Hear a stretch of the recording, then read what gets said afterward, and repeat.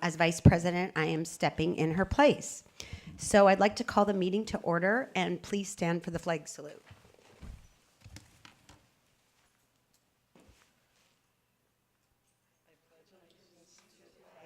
Of the United States of America, and to the republic for which it stands, one nation, under God, indivisible, with liberty and justice for all. On behalf of the board, I welcome all members of the audience to this afternoon's meeting. This meeting is a working session of the board to conduct the business of the district. The agenda for today's meeting has been published, and the agenda items to be discussed and or voted on have been studied by the board members. I would like to introduce the people on the dais with me. To my far left is Recording Secretary Cindy Benson, Superintendent Dr. Michelle Reed, board members David Kogan, Sandy Hayes, and I am Kimberly D'Angelo. As I mentioned before, I'm serving as the Vice President of the board. Agendas for this meeting, as well as minutes from our previous meeting, are available on the table at the back. If you are here to address the board on agenda items, please sign in on the clipboard that is on the table with the agenda. You will have an opportunity near the beginning of the meeting for your comments. Our first order of business is the superintendent's report. Thank you, Director D'Angelo. It's spring and it's May, so first of all, I want to remind us that it is Teacher Appreciation Week, and so for any teachers in the audience, we appreciate all you do, and we have some, I think, of the finest teachers in the nation, so it's an opportunity really to celebrate that with them this week. I've continued school visits, and I'm now pegging just over 820 classrooms, and tomorrow I'll visit SAS, our Secondary Academic Success School, and really looking forward to that. Also, our musicals recently and plays Unbelievable Talent. I wished I could sing or dance like that. We have some really talented young people, and the staff working with them are amazing. Sunday afternoon, I had a chance to be at the Woodinville High School fast pitch field and saw some of our Falcon athletes working with future Falcons, really young athletes, and it was a lot of fun to watch that cross age level group support.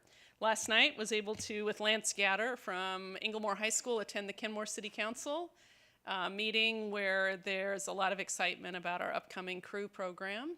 And the actual scholarship availability has increased actually for young women now. So for every 2 high school rowers, there's a scholarship potential. And that was shared by Matt Lacey of the Pocock Foundation. So it's really, I think, exciting, the work that we're embarking on this afternoon. We had an opportunity to review some new security options as well as we continue that work with our association. In our facilities and technology departments, and saw some product possibilities that are exciting as well. So more to come on that. So thank you. Thank you, Dr. Reed. So it's the Association and Public Comments. The North Shore School District Board of Directors has set aside a period of up to 60 minutes to receive updates and comments from association leaders and citizens from our community. The board believes that a safe, civil environment is essential to high student and staff achievement, and that the free exchange of ideas is central to a quality educational process. The board expects all parties addressing the board to present their comments in a way that is civil and respectful. Please speak directly to the board and address matters related to district operations, policies, procedures, and agenda items under consideration by the board. Comment should not make reference to any employee or representative of the district by name or by identifiable reference. Board meetings are not the appropriate setting for personal complaints. If interested, there is a complaint process available through the Office of the Superintendent. Please note that because of the public governance process, the board may ask clarifying questions regarding topics not on the meeting's agenda, but will likely defer discussion to a future meeting, if warranted, in order for staff to prepare any necessary background information for board members to review and for the discussion item to be included on a published agenda, for the benefit of any other parties who may have interest in the topic. Alternatively, a district employee or board member may respond to individuals offering public comment at a later date, if warranted to do so. When addressing the board, please state your name clearly for our records. Please limit your comments to 3 minutes. There will be a timer on the screen behind me that will indicate when your time has expired. We thank you for your participation in the governance process. Are there any association leaders wishing to address the board at this time? Nancy? Thank you. I am Nancy Chamberlain, President of North Shore Council PTSA, and I wanted to give you a quick reminder that Council is having a membership meeting on Monday, May 15, during which we will be honoring 4 of our high school seniors with scholarships and also handing out our Golden Acorn for our Volunteer of the Year award, and we hope that you can join us. That's at 7 p.m. right here in this room. I have another legislative success to share with you. State PTA's 4th priority, Standards for Paraeducators, was signed into law yesterday as Governor Inslee signed HB 1115. I'll read just the intent of the law. Paraeducators provide the majority of instruction in programs designed by the legislature to reduce the opportunity gap. By setting common statewide standards requiring training in the standards and offering career development for paraeducators, as well as training for teachers and principals who work with paraeducators, students in these programs have a better chance of succeeding. And I just want to give a shout out to a friend of mine from Lake Washington Council who was the lead on that state PTA issue, Beth Sigel. So last weekend, PTA leaders from all over Washington met for our annual meeting to conduct business, be inspired, elect officers, and celebrate achievements of PTAs statewide. I am pleased to say that 2 North Shore PTA leaders have been elected to the State Board of Directors for 2-year terms. Former Council President Janice Kutsera has been reelected as State Finance Officer, and I was elected to serve as the State Legislative Director beginning June 1st. Woohoo! I know, it's kind of scary, right? Several North Shore PTAs were honored with awards at convention. I wanted to share their success with you. Hollywood Hill Elementary PTA won awards in Family and Community Engagement at the gold level, Outstanding Communications Strategy bronze, Outstanding Website, honorable mention, and silver level for Standards of Excellence overall. Morelands PTA won a gold level PTAs Taking Significant Action award for their mural. If you haven't seen it, it's super cool. Honorable mention for their website.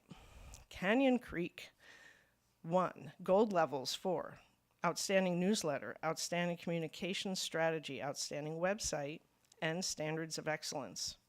Woodin won gold for their outstanding website. And I'm proud to say North Shore Council won gold level for outstanding newsletter, outstanding website, platinum level Standards of Excellence, and was honored with State PTA, Outstanding PTA of the Year. I want to give a shout out to Inglemoor Area Vice President Cindy Jensen, who wrote all of Council award applications and encouraged our local PTAs to apply too. It's through applying that you reflect on your practices and recognize your strengths and areas for growth. I'd also like to thank Dr. Reed and Karen Orsinger for their kind words and their letters that accompanied our application, and for the video celebrating our award. It means so much to all the hardworking PTA leaders who contributed to our work over the last several years. Thank you.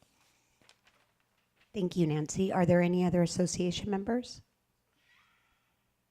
Then we'll move on to community members. No community members. I think this is a first, since I've been here at least. Okay, from there we will move on to the consent agenda. Is there a motion to approve? So moved. I second it. All right, David. We'll swap. Is there any discussion on the consent agenda?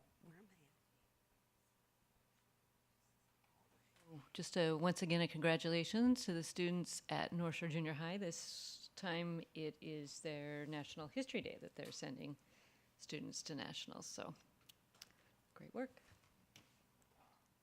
Oh, I did have a question on the 7th grade social studies curriculum. It was a little hard to see how many, is it for all 7th graders? It kind of read like it was just for one classroom, so I just wanted clarification on that. Right. It looks like it's supplemental, so it's not a required. So it's probably, it looks likely to be a novel that gets rotated. So that there are 37 novels, I believe, classroom set, which will then be moved around as a supplemental text. Thank you. So just for the audience, if you see, we have a new board docs, a new system. So if you see us asking questions, I personally am figuring the system out. So let's call for a vote.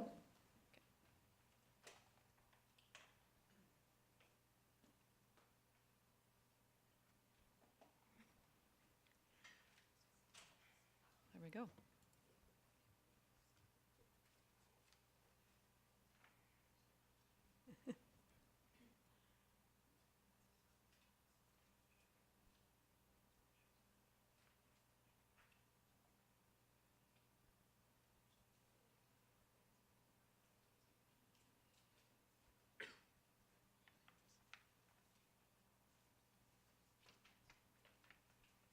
Okay, now we'll move on to information items.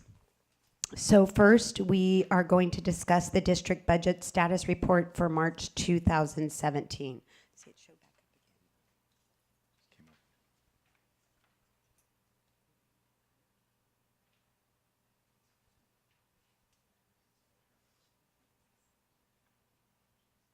So given the budget status report, it's been connected. Are there any questions? I know that Chris Brennigan and Lydia, Sully, and I met this afternoon to discuss whether or not we would need to look at some type of a budget extension for budget expenditures. We had some bills and some expectations we may need to, even though we have the revenue present, we may need to extend, if you will, the ceiling, the authority to spend what we do already have.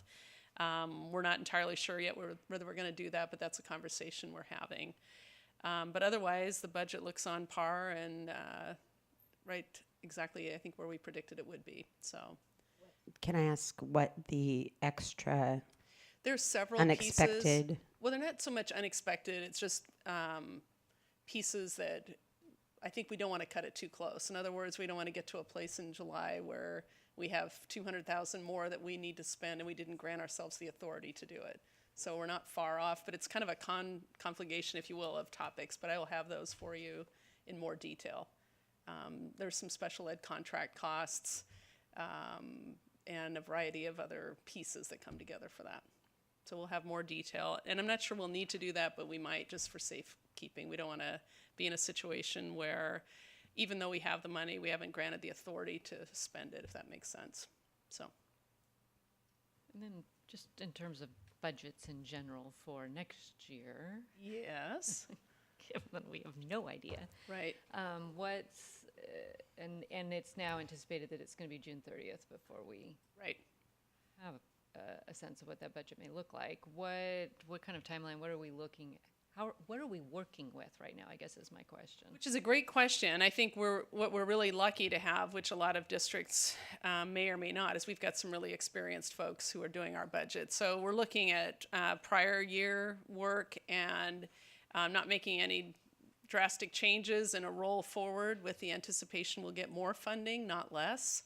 That being said, anything can happen, but we're planning to move forward and not, we're not looking to do anything draconian. We have to believe that things are going to work out well. I will say, though, that those things we can't completely commit to yet, we're not. We sort of have a holding pattern column, if you will, just to be prudent. But at some point, we may have to take a leap of faith just to meet timelines for ordering books, for example, or materials for the coming year, that type of thing. But yeah, it's kind of crazy that we don't have a clear budget outline for the coming year. It makes our our work really difficult. I'd also say I think Doug Hale is here, maybe not tonight, but Doug is bargaining with several of our associations right now, and bargaining is difficult to discuss parameters when we don't have a budget. So there's sort of a lot of moving parts that are caught in this budget debate, if you will. Just because there's so much rumors out there, and other districts are announcing some pretty draconian plans, is there any statement we can make on, we will not be doing X, or here is what's on hold, just so people can kind of predict, and if a budget does come through, Right. Is there communications that yes, we got a lot more money than we planned, but here's why you're not going to see anything too dramatically different in September? I mean, is there sort of some prep That's a work great we can idea. do? Right. We haven't put something out that's really clear. I think it's more been internal. We've had those conversations. For example, elementary assistant principals would be an example. We are moving children from 6th grade up to the middle schools. We'll have fewer kids, but in many cases, the needs are just as great. If you lose 80 kids out of 700, you still have high needs for support for that school. However, we didn't pencil out maintaining all those positions initially. We'd like to try to do that, and if the funding comes in, of course, we'd like to have that opportunity. So the communication internally is as difficult as externally, because we have principals that want to know, right, and staffs that want to know. So we're trying to keep that balance. But I will craft something that maybe we can take a look at for our next meeting that would be a clear community communication.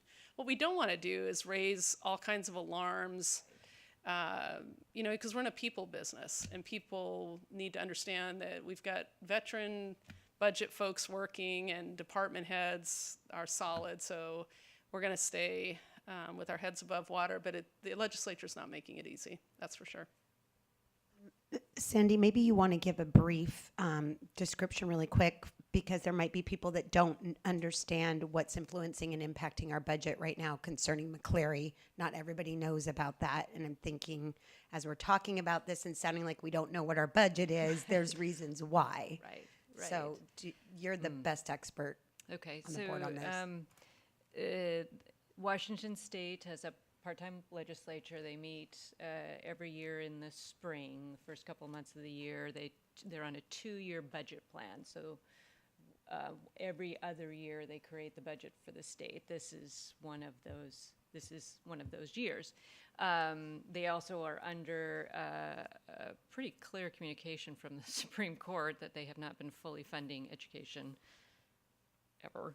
And so it has been many years in progress that they were supposed to be working towards, and they haven't put a whole lot of work into it. Some, I will concede that, but quite a big leap. And so I think that's why they have not finished, is that the work is pretty challenging for them to get to that point of fully funding education, knowing that this is the final budget year for that. So they were supposed to finish in April and did not. They issued when they have to go into special session, it's another 30 days. But they really, not unlike our own children, need some consequence of not getting their work done on time. And so the middle of May really doesn't have much for them. And it's really June 30th, because that's when the budgets end. And so the state government will shut down on July 1st if they do not have a budget. So that's why we're feeling fairly confident that that's the most realistic end to this, although certainly possible they may just do a Band-Aid approach, and if they're close but not quite there, and kind of do a couple weeks until they can really wrap things up. But it is looking like the end of June. We, because we're a state agency, also operate on the end of June as our end of budget year. So we're trying to project what our budget will be, but because this is a end of the McCleary, it really, for the first time, at least in the 8 years that I've been doing this, is a big question mark of how much that money could be. And then part of the conversation in terms of McCleary is the inequity of levies. So there's a conversation around changing what we can raise in levies, and that since we're also in the process of discussing what our levy will be that we will run next February, it just really is a great big question mark as to what the dollars will be. Now, we could, I will agree with Dr. Reed that we feel fairly confident, again, because of the Supreme Court decision, it's not going to go down. But when it will come in and how much, and because we're required to put together a balanced budget, thank God we have veteran budget people, because this is a new untested waters to try to anticipate and put this all together. Thank you for that explanation, because it can sound, I think, like we don't know. If you're in the audience, it's like, what do they don't know? Well, we don't know everything, but we do have great people that are projecting and planning, and we've been doing this all year. And then I believe that we have another budget study session in July. Yes. So if anyone wants to come be a part of that process, you can hear exactly how our budgets are being put together and implemented. So I invite any community members to come to that in July, and it will be published. Okay, is that all the discussion on the budget? Thank you.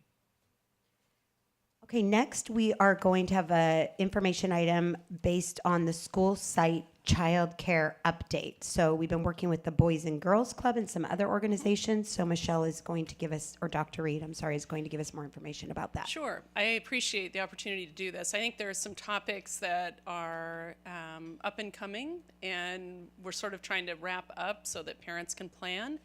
On this topic, the before and after school care update, Casey Henry and Karen Orsinger, as well as Dr. Chris Bigelow, have worked on collaborating so that we are trying to meet the board expectation of having childcare at every school. From hopefully, we're looking at, as you can see in the report, 6:30 in the morning to 6:30 at night, 5 days a week. The Boys and Girls Club is ostensibly the what the work is right now at the future middle schools. We're working on making sure we have costs that are affordable, because we also are wanting to say that we really want to try to minimize or eliminate waiting lists. And some of our programs in the past have had those, which is great for the folks that access it, but not for the folks on the list. So Dr. Bigelow and Karen Orsinger are working on that. Our elementary schools are looking at YMCA, the Champions program, as well as, I believe, there's some other program. I don't see it here on the list. Talina? Okay, thank you. YMCA and Champions, so those are two different providers. So we are currently surveying folks to make sure we have enough interest at each site to pencil it out for programs. And all families have been contacted with children in grades 5 to 7. Principals are working with families as well. So right now we're in sort of that information gathering with the contacts being made. Are there any questions or other tasks that you would want us to work on? So just to clarify my own understanding, the Boys and Girls Club at the middle school is replacing the current hang time program. Right, and it's my understanding that hang time was not at all 6 junior highs. That's correct. Right, That's so I correct. think what we were trying to do is develop a structure that would meet the needs at all of 6 of the upcoming middle schools. Right, so hang time has been free and Right. kind of a come all and come when you want. It looks like Boys and Girls Club is not going to be free. Right. So I'll be intrigued to see what the data comes out. Are they also, one of the other advantages of hang time is it flexes with sports. So when kids are participating in sports, there is no consequence of them not being at hang time. What I would be curious is Boys and Girls Club thought through kids participating, purchasing a seat at Boys and Girls Club, and then when they're in sports, is that not going to be a negative? Let me check on that. I don't know that I have that level of detail. I think right now they're trying to establish the numbers to set the type of program. And so this would be, if you will, our inaugural year with them. But that's a great question, right? So is there a flex option? Sort of like a flex meal card. Right. A Okay, punch card, if you will, yeah, we can check on that. Okay. Yeah, I just wanted to add, I think it's great that we're looking to offer this kind of a possibility at all the schools. And I think the fact that it's through such a long period of time, 6:30 in the morning till 6 at night, or excuse me, 6:30 at night, will really be helpful for families with commuting and working and getting kids. So I think this is really a great thing to be putting forth. Thank you. Thanks, Director Kogan. The other piece is there is a sliding scale. While I know there is a fee, there will be a sliding scale, and it's my understanding that Boys and Girls Club doesn't turn, children away that aren't able to pay. So we're trying to provide a safe alternative that has also homework help, activities, a leadership development program. But we'll see how it works. I think we're going to have some bugs to work through, and hopefully in the next couple weeks we'll be able to send a more definitive memo out to all parents about this is what we're doing, here are the times, right? Here's your sign up. Because I know there's some anxiety out there about that, so trying to wrap that up. So I have a couple of questions. I think it's a really good point what Sandy brought up related to, which I had not thought about, that's why I'm glad we're having this discussion, related to that we did have homework help that did not cost kids and families. Again, not at all of our schools, so Right. it wasn't equitable. So we're trying to create an equitable solution at all of our schools. Is there maybe an option for kids that need homework help that they don't have to use Boys and Girls Club that would be available? Again, it wasn't even at all our junior highs, but that might be available an hour after school. And then the dilemma in that is transportation and everything, so I'm not quite sure. I know that we would have to figure out, I don't even know if that's possible along with We this. can ask the question. I think anything's possible right now because we're still designing it. I also wanted to make the comment that with the hang time, the grant that originally supported that doesn't exist any longer. So that was one of the, I think it became more and more difficult to locate mentors, and there wasn't a funding stream to support that any longer. So I think we could continue to look for other grants, perhaps to offset Boys and Girls Club costs, but we can also look at this homework help piece. So I can check on that. And this will be the Champions, is it called Champions? Champions and the YMCA, those are two that will work at the elementaries. Yes. And are they going to be in every elementary, or does that depend on the response we get back from parents? Yes and yes.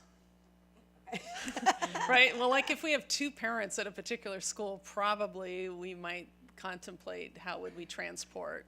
We do have Okay. one school Okay. where we're still going to have a conversation about that, but we didn't want to call them out in this particular memo, but we do have one school we're working on just space. Okay, now I've said it, and we've probably got hundreds of people watching, right? It's Kokanee, so we're working on that, and Principal Davis is here, and we're really trying to identify, is there space, or how could we collaboratively use it, because there are a lot of students there. We've been shuttling students, but then that has a limited capacity. So that's a situation we're still working on, so. So I just want to thank you and all the people that have worked on this, and for listening to our community. This was a huge request and something that provides equitability for working parents and might solve some of the problem of older kids watching younger kids and our transition to the later start times potentially.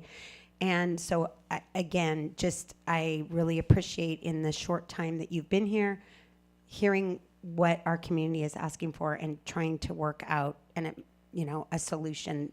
No solution's perfect, but you've gotten this together really fast. Well, I or think- the district has gotten Right, I this was gonna together say really Chris fast. and Yeah. communications, and honestly, all the principals have jumped in because I think everyone sees the need.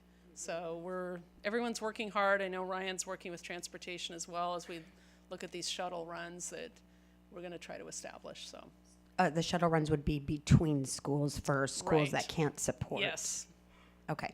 And then parents, just to clarify, they will be picking up their kids. We're not providing transportation after the 6:30 time. That is my understanding, yes. It's really essentially a childcare Correct. or after-school I activity. just wanted to make it clear. I think It that's wasn't, clear. when we talk shuttle, I didn't want there to be confusion. That's right. Yes. Yeah. Okay. Well, thank you. Next, we will move on to our mental health update. So we have been spending a lot of time, I know it's a concern of the board, especially after we had our study session with Todd and Laurie Crook, who came and talked about Chad's legacy. They also talked about the mental health first aid. And I know Obadiah has had his staff working for summer school, or not summer school, but for the Summer Institute, to set up professional development for staff on the mental health first aid. I also had a recent meeting with Rebecca Kavanaugh, our nursing supervisor, and she's indicated that our nurses in all our buildings are working on some mental health support and training to be able to assess and make referrals and kind of be support, particularly at our elementary schools where we don't have counseling support. So this continues to be a topic I think we're working on. We currently also contract with the Center for Human Services, and Woodinville High School for this quarter has embarked on a pilot program, and I think that's received some notoriety in some fashion, but Heather Miller, our assistant superintendent for secondary, has worked with Kurt Crishon, and what they've done is sort of a three-way partnership to support for the final spring quarter a pilot program which has a mental health specialist on campus with grant monies, building monies, and PTA support. So they've sort of put together enough funds to see if this is something that is a viable model that we might move out to other schools. So they're piloting that opportunity. So making a lot of steps towards supporting our students more thoughtfully in this area. We recognize how important it is. Discussion? So are we going to conduct a program evaluation of the pilot program? I think that that would be a really good idea. That is one of our policies. Right.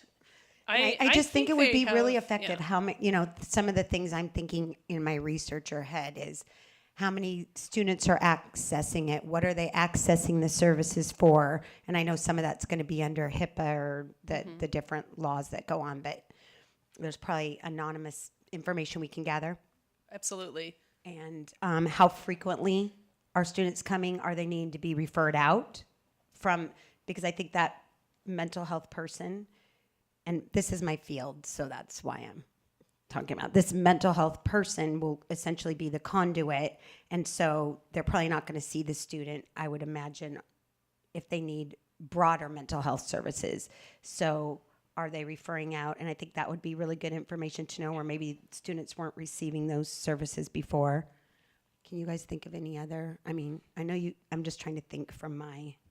No, I really appreciate that. I know that Heather and Kurt and the staff at Woodinville likely also have some ideas they want to look at, but it's really helpful to hear what you think as well, so we can make sure we get back to you with that. I was curious to know if the OSPI curriculum is secondary only, or if it's for secondary and for elementary. Project Aware curriculum that Todd and Laurie talked about. Okay. And I think it's going to be really important, and I might have already stated this, to know what students are being seen for. Okay. What mental health issues are they describing? And the mental health first aid, I know that is a fairly recent, I believe, training program on social, or how to identify when a student needs help and to be able to give resources as a teacher or as a principal. Right. Correct? Right, and I think, when Todd and Laurie talked to us about that, one of the things they said is we have a requirement in Washington State for CPR and first aid, which the amount of times, honestly, any one of us will put those skills to use in CPR are fairly limited for most of us. But the mental health affecting 1 in 4 of our adolescents, that we're going to run into that topic far more often, and yet we don't require some type of mental health first aid training. So it really was a compelling data point, I thought, and it is relatively new. I'm excited for us to be kind of on that lead edge of that work. Get a certificate, just like a CPR certificate. Right. And it's a curriculum essentially that you take. Yeah. Right. It's really, I think it's exciting. And Obadiah is working on that with his staff to get that set up, like I said, for Summer Institute.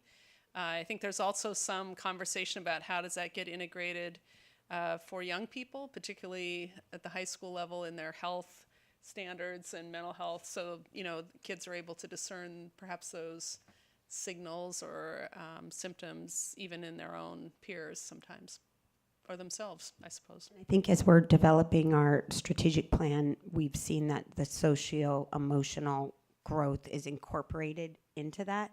And so I think continuing to dig down into this mental health and really look at the elementary, I mean, I know I'm thrilled now that we're focusing on high school. I think that's critical, and thank you, Heather. I mean, I think that's really exciting. And it's a licensed, just for people that don't know, we will have correct me if I'm wrong, licensed social worker from Swedish Hospital. Is that correct? That will be there 5 days a week. Is that correct? Yeah, and we'll be at Winneville High School. So this is a real huge step forward. Right. And then hopefully we can look at that at the younger grades too. Right. I think that the idea is to make sure we're providing that support, the best possible support, the most thoughtfully. So I really appreciate some of these look-fors, and we'll craft those. And as we close out the year, we'll have some data for you. Maybe they fill out a questionnaire when they come in, and that can be our data. Maybe so. 5 questions. What are you being seen for? Self-report. Okay, next. Thank you, Michelle, for that, or Dr. Reed. The science trajectory update. So thank you again, Director D'Angelo. This is a document that, again, Heather Miller and Becky Anderson, with the support of Jen Benson, has put together, and we really needed some affirmation of what is our science course trajectory, and in particular for highly capable students, but it also has the opportunity to define a trajectory at some point really for any student as we move towards our continued focus on high expectations. But Cindy, if you'll take it to the chart, please. The committee recommendations, if I can just look at the committee, looked at all 4 high schools, which have a somewhat different curriculum in the sense that Inglemoor has our IB program where other schools do not. And perhaps Woodinville has a significantly larger number of AP courses or advanced placement courses with the College Board. And so what they did, the district leadership worked through what would be an appropriate trajectory now that we'll have 9th graders at the high school. So this is really a document that supports that 9th grade transition. And so the committee recommendations are obvious on the screen. I don't need to read them. And 11th and 12th grade students essentially have access to all higher level science. The other piece that I think that's thoughtful is that second line underneath, that if a parent really wants, for example, at Bothell High School, really would prefer to have the AP chemistry rather than regular if they feel like they're a transfer in or they're ready, then on those unique needs, parents can work with counselors and principals, and our goal is to personalize that choice so it works for that student and that family. But we did need something in writing so that we could look back over the years and say this was the decision we made, the recommendation based on this rationale. And if you'll keep going down on the recommendation, thank you. So essentially what we really want to try to do is provide that developmentally appropriate science pathway. If you can go to the next page. Was the previous one what is happening now? I guess I'm confused between this and the next chart. There isn't. What's this chart recommended to the bill? The committee recommendations by building is, the chart up there is for both 9th and 10th grade. And then the second chart is the final recommendation for 9th grade only.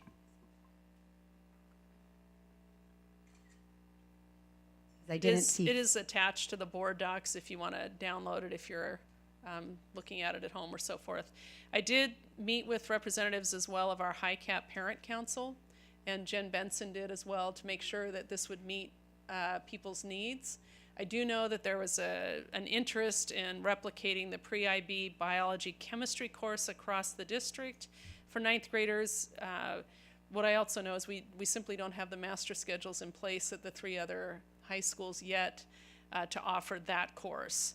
And since the pre-IB really leads to IB, that's unique to Inglemoor because that program exists there. On the first chart, I did not see AP Physics at North Creek or Woodinville, so that was the recommended, and now the final includes it, AP Physics. Yes. Okay, that's where I was, confusion was. Right.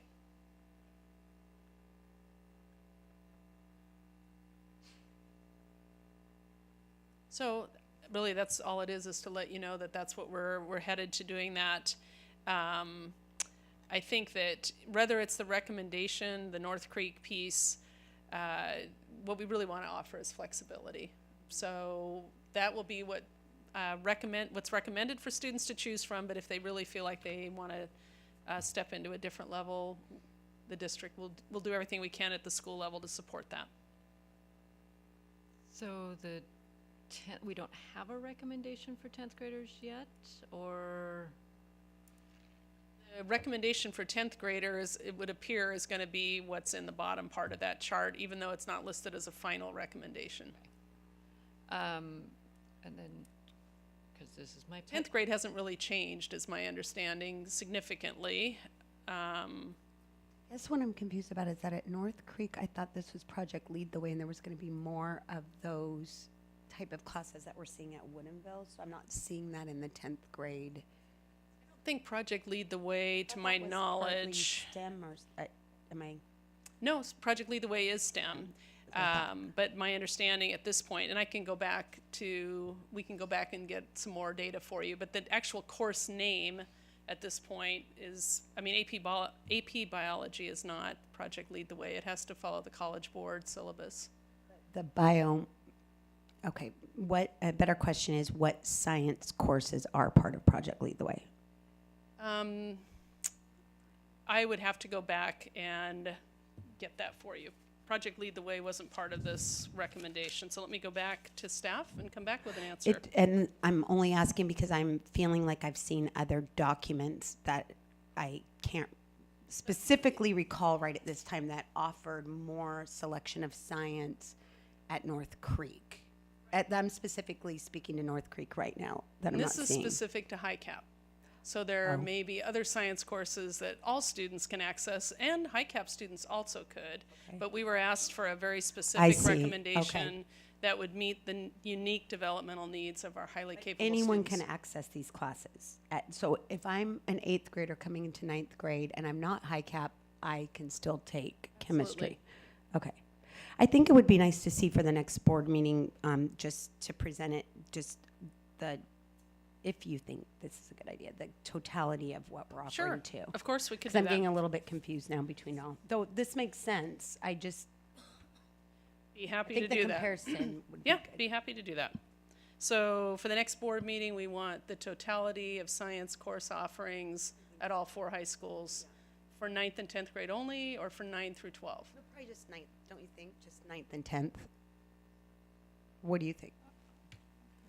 No, go ahead. I was going to say, I think there's a different standard too for 11th and 12th graders for next year, and then the 10th graders. 'Cause I think by 2020 is when you have to have the biology, chemistry, and physics in the state for graduation for the class of 2020. So putting this out, I think there's 2 different So let me requirements. clarify that and come back at the next meeting with the science trajectory period, right? Okay, that's good. Would that be helpful? Yes. Okay, let me do Yes. that then.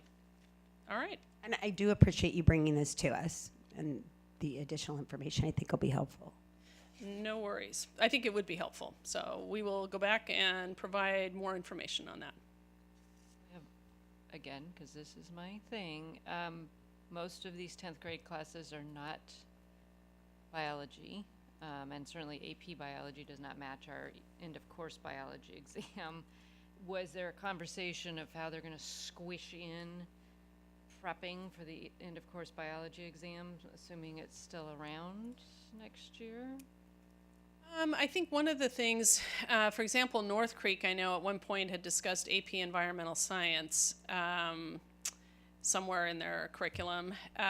So I know that one of the discussions about that was that the AP exam is usually the first week of May, which leaves then the rest of the year that's not required to match AP. So many districts will pick up those content strands from the end of course exam following the AP exam. So that's one methodology. I'm not sure what our science department's chosen for that. All right, thank you. Just another thing to mention too that crosses my mind is our approach to elementary school science and how we might talk about that at some point, about making that more equitable across the different schools. Great question, right? So I know Obadiah has been working on that. We've piloted several science curricula in the elementary this year, and I know they have some ideas that are going to be coming forward here shortly. So great Notice observation. I waited to ask that question. I let David appreciate ask it. that. You betcha. All right, so I'll come back with more detail. And it might be nice to know some of the things we are piloting in the elementary. I know I get asked a lot of questions, and as an elementary parent myself, I have questions. All right.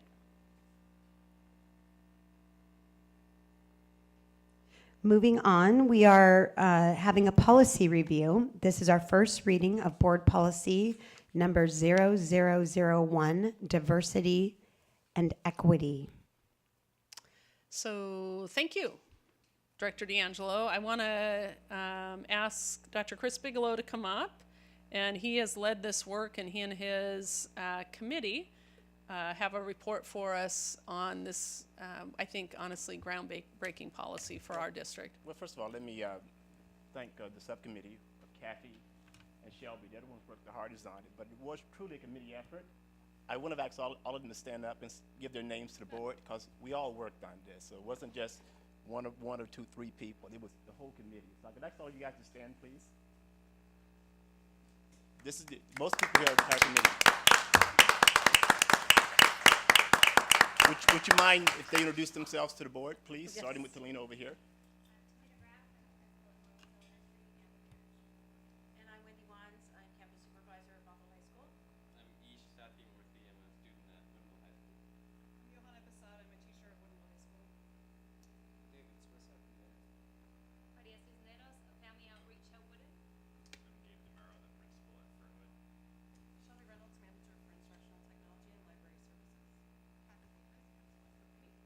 Angela Martinez, ELL for resource for the district. Elizabeth Mesa, parent liaison and academic specialist.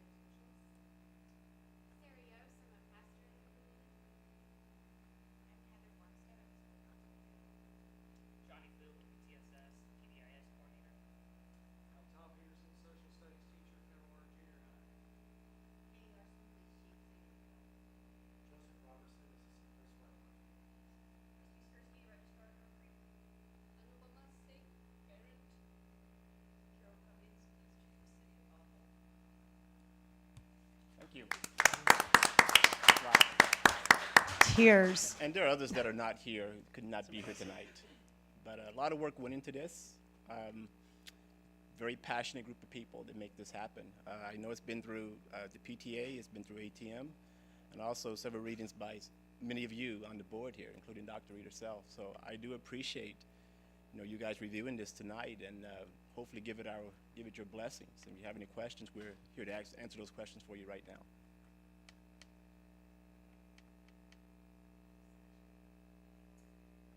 One of the questions that I came across was some of the wording on gender and gender identity and how that could be adjusted in the policy to be more consistent with, maybe a more up-to-date approach. So I wonder if you could give us a status on that. Well, we did look at, I know there was a question around gender expression, and I met with I think it was Karina yesterday also, and a couple of the parents on this very issue. And I think we're looking at adding the words they there instead of she or he. We think that's more appropriate. And I think that was the one change that I've heard so far that people felt needed to be made. I think there was another terminology that you might want to check. I don't want to say it because I can't exactly remember, but it was either about gender identity or gender expression. Right. That terminology. Right, and this being the first reading, we're documenting all the things you guys recommend tonight. We'll go back and look at those things tonight for the second reading, but I want to also pull the gender equity policy to see if those things align there as well. So I do want it to line up with the gender equity policy as well. I think it was the wording in the WAC too, the way that it was worded. Ask our community members because I'm not the expert on it. All right. I really love how the strategic plan pillars were woven in. It just was really elegant. Right. Well, that was part of the subcommittee's work. They wanted to make sure that part of the work did take place, and with the strategic plan, it has to line up with the policy. While all you guys were standing, I mean, chills were going through me. I had tears in my eyes. I mean, because sincerely, this has been such a long haul. And, you know, we don't get to see all of you guys and the hard work you do, but we've heard about it, and just to see the diversity amongst the committee.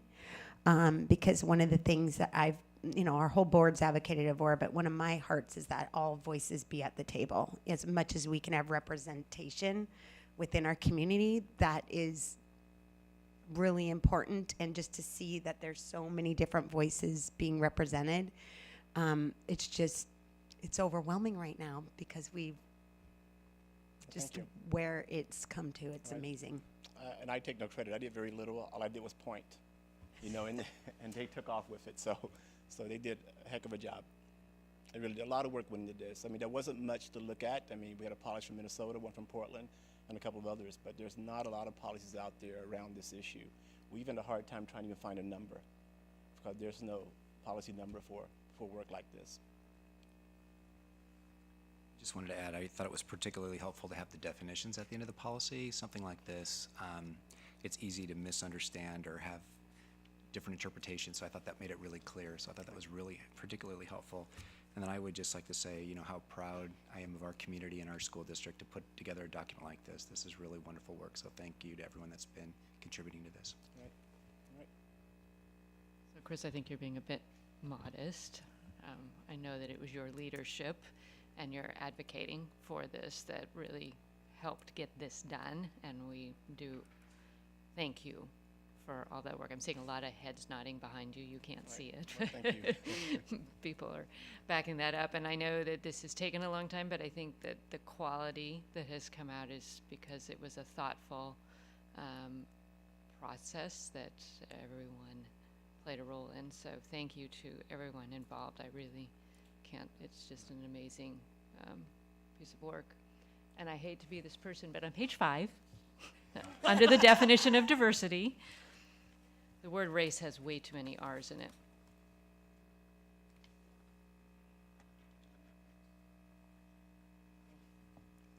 Kind of like, Okay. Excellent, thank you.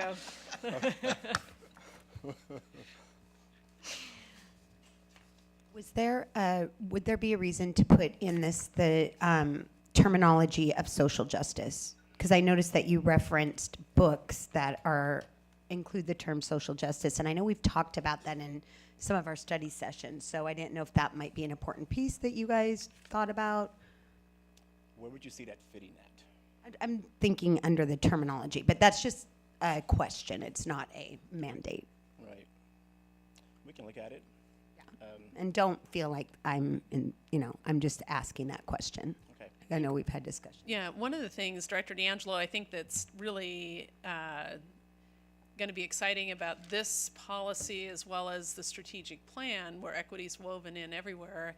An example, when you said social justice, and I see Heather here, Heather Warmstead, one of our counselors, they actually are now doing a book study, which is talking about social justice and the role of counseling. And I'm really excited about that because I think then people begin to see a relevant framework to connect their work, right? So I think it'll help all of us be more integrated and more focused. So that particular term really is across all genres of staff and families. So That's why I'm excited wondering about if we define like it in here. the definitions. Yes, that's what I meant. Again, I think it's part of the whole diversity, equity, and justice is a component of that. And having a framework for what justice, social justice is in your definition might be good, especially since we are more infusing this throughout. Right. And you also mentioned that was something in the WAC. That was the gender identity expression. Okay. Yeah, not social justice. Okay.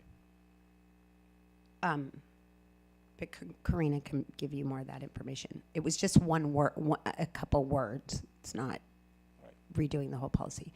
So I was just talking to Michelle and thought that we might briefly, because we're being live streamed so people understand, briefly just go through the components of the policy so that everyone can see.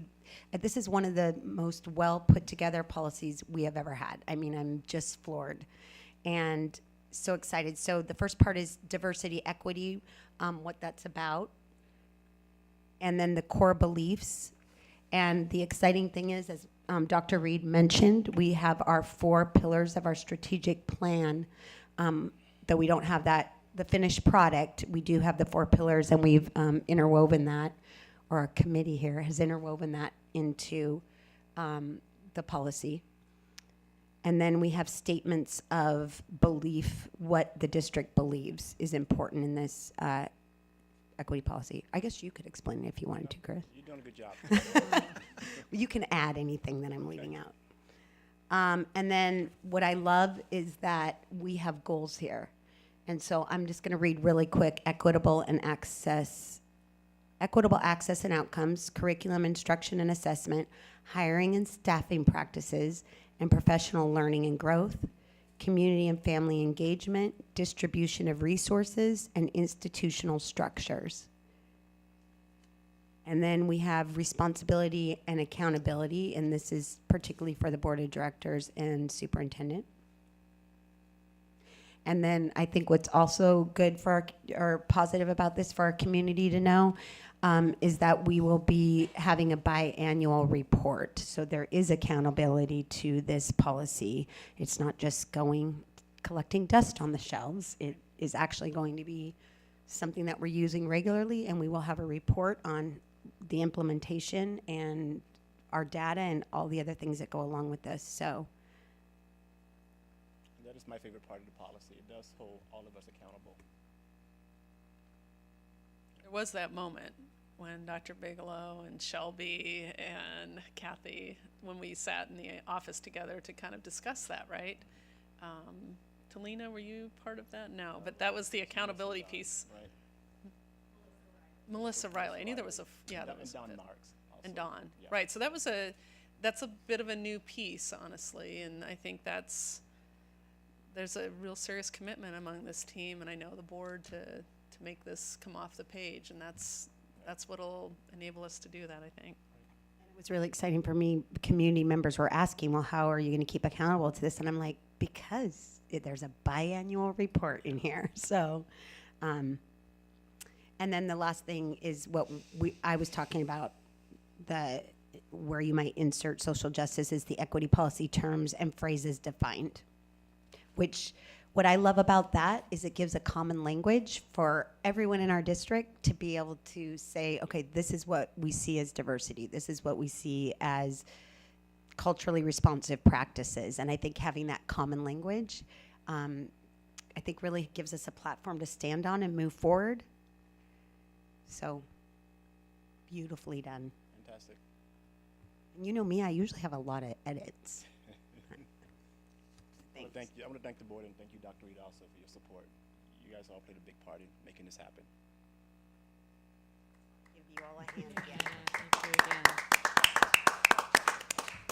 And we're going to have to leave and go to a meeting. Okay. And Work thank you through. to our police officers for being a part of that conversation. All right, we'll get those changes made for you. Come back second reading. Thank you. Right. Thank you. It's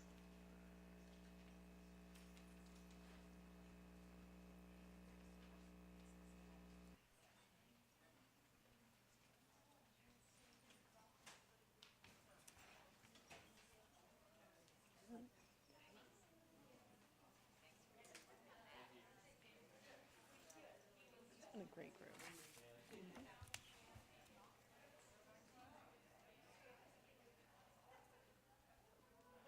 Now we have new business. So, hard to end off that note and go into other things, but I just want to end there. Board reports and communications. So, new business. I wanted to say Ken, but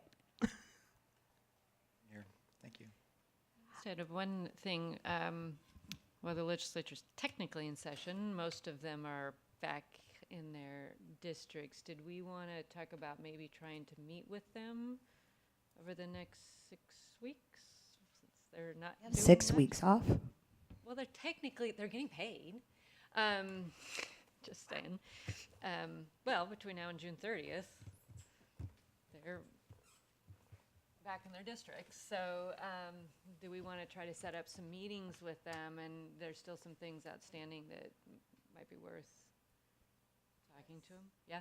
Okay. So How do you want to, do you want Cindy to try to connect with you, or do you want to? I'll talk to Cindy and I will Okay. chat about how we want to move forward. Sounds like a great idea. I thought today's meeting was helpful. Yes, it was. Yeah. Yeah. And I don't know if this is the appropriate time to say it, but we do have the meeting with Susan, though Congress, yeah. And though that's at the federal level, she's connected with our state legislators too. So might be a nice time to apply some pressure. The new business I have, at first, Dr. Reed, I appreciate so much the information items and the updates. I think that is super helpful, even if we don't have completed information, just to give attention to where we're at and answer some community questions. So I would like, if possible, to have an update either the next time or the time after that, whenever you deem appropriate, on high cap. We actually have scheduled that for June, and Okay. I've talked to Jen Benson, and I know, yes, so our first June meeting will have a full-on report on that.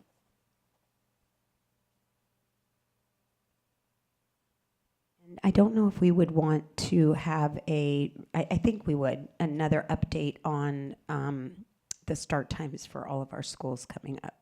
Okay.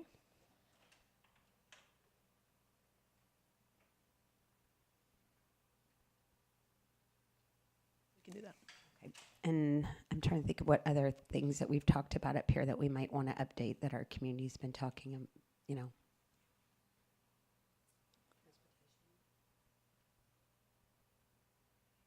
That fits with the start time. I'll say it into the microphone, transportation update. Right. I know they're working on routing right now, so we can certainly include that as part of the start time update, absolutely.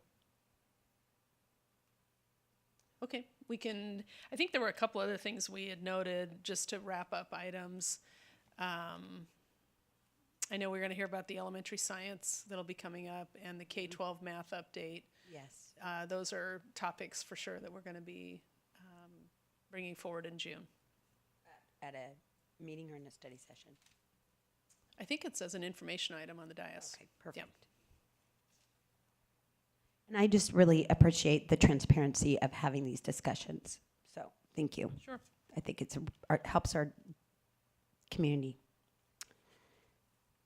And now we will move on to member reports. David? Thank you, Vice President D'Angelo. I had the pleasure of running 5 kilometers on a Saturday in the Can Do 5K. That was a wonderful community event. Saw so many neighbors and folks from our community, so that was really wonderful and enjoyed that. Sorry I didn't get to see you, Dr. Reed. If you were running, then you were ahead of me. No, I actually started late, but Okay. that was really fun. And then also wanted to extend my appreciation to the folks at the Kindering Center for the visit and tour that we had this morning.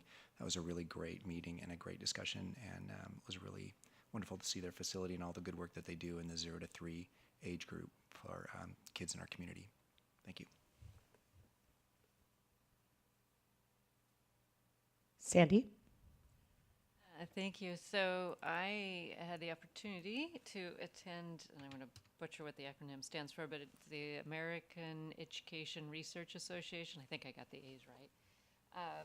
So it's an annual meeting of education researchers from around the United States. So 15,000 people doing research around education, descended on San Antonio. I went with Dr. Bigelow, Eric McDowell, and Shannon Hitch, which also was just a fantastic opportunity to get to know them better and the amazing work they are doing. The theme of the session was around equity. So I really am still processing what all, but they came back with lots of ideas and insights. It was just an amazing, and I do appreciate the opportunity to go, and as I process, we'll bring different things forward. I did harass Michelle, tried to get some people hired. Right. In the middle of the session. You want to come to Washington State? Okay. Love it. Yeah. But yeah, just there's a lot of really good work going on. We're farther ahead than I would have anticipated than many districts, and that's always fascinating to hear what's happening in other parts of. And there's no quick fix or solution, and that was probably my biggest takeaway, is that there really wasn't any big thing that we were missing. There's some little things that we can be doing better around equity, but all the big things we are doing or working towards doing. Are you going to share those little things with us? Yes, like I said. 'Cause sometimes the little things can be big things. Yeah, it was 5 sessions a day for 5 days, so Wow. 4 papers presented per session. So, like I said, I'm still. I'd love to know what you think we might continue to incorporate. Yeah. I think that'd be really good information. Yeah, absolutely. There was, I think, probably the big one that the aha moment for me, and certainly in connection, having just done our diversity and equity policy, is that it's not a check mark that you get to do. That there is no point where we're done. I got to attend a presentation by a Yale researcher. He did a very big study with preschool teachers, where he brought them in and he had them watch video kids playing around a table, and he said, well, okay, what you're doing is watching for the kid that's about to misbehave so that we can learn to redirect them. That actually was not what they were watching. Then they tracked their eyeballs to see which kid they were looking at. So there were 4 kids sitting around the table, a black boy, a black girl, white boy, and a white girl, and then brought in a variety of real preschool teachers, and then recorded which kids were they watching, thinking that they were about to misbehave. And white teachers, it was the black boy, and then black girl, white boy, white girl. But for black preschool teachers, black boy was still the one they watched the most and first. And so there was a takeaway that everybody has implicit bias. And there were people from all over the country, some San Antonio people that said they were doing a lot of work around diversity hiring in their districts and making good progress, but what they were finding is even with a diverse staff, people are still coming in with implicit biases. And so the idea that just because you have a diverse staff that you don't have to do that training or that work is not the case. That's a very good point. Yeah. So it was, that probably would be my biggest takeaway from the. Would you like to have some time at the next meeting to talk more about what you found? I mean, I think just from what you shared right now, I learned a lot, and maybe that's a good discussion information item for us, and then we could have a discussion about it. I'd appreciate it.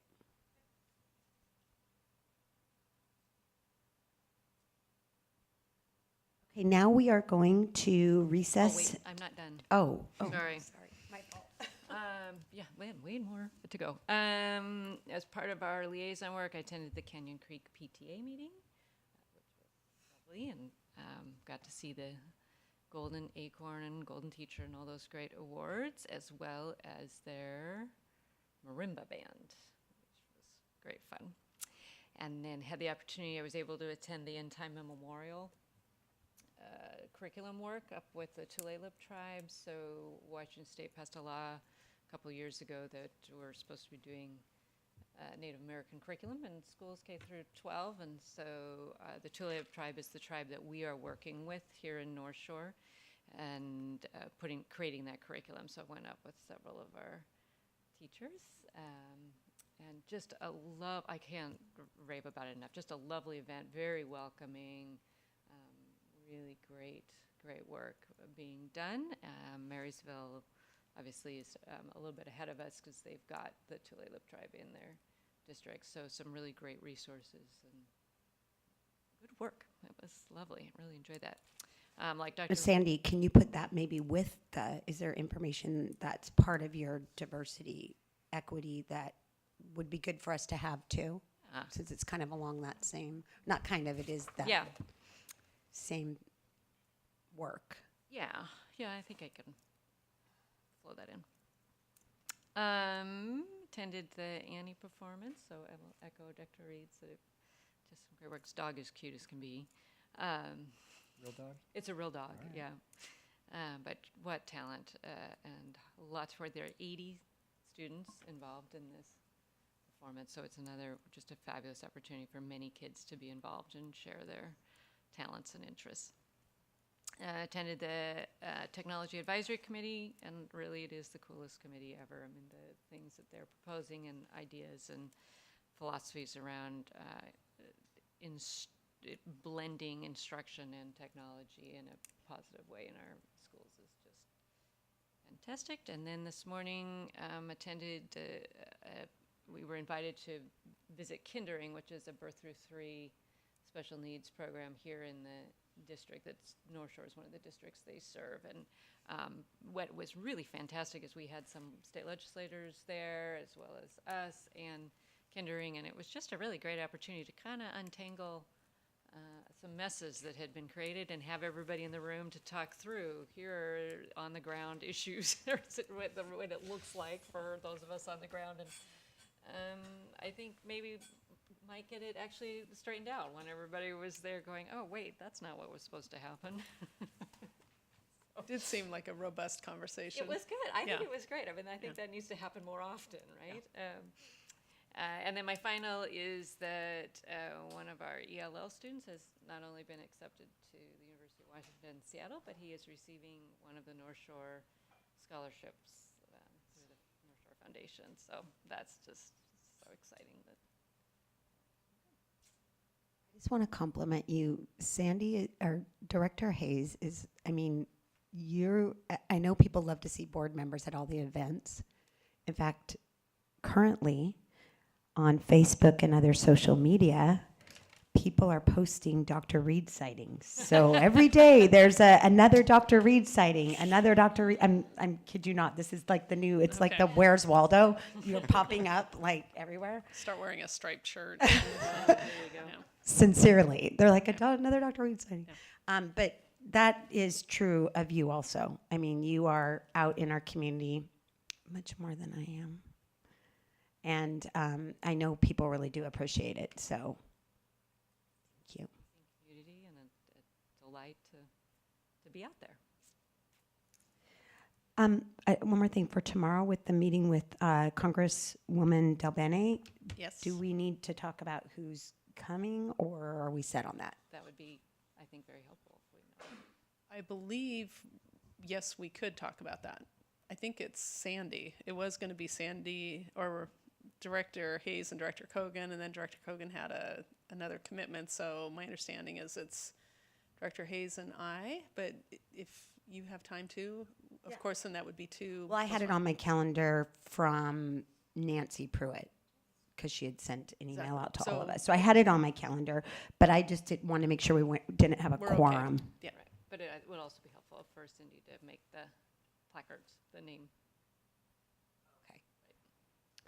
Okay. Okay, we could talk about that after. Okay, so the board will now recess to an executive session in Dr. Reed's office to discuss potential litigation with legal counsel. It is estimated the executive session will last 60 minutes, at which time the regular meeting will be reconvened for the sole purpose of adjournment. No action will be taken by the board while in executive session. Nice job, Kimberly. Thank you. Well done.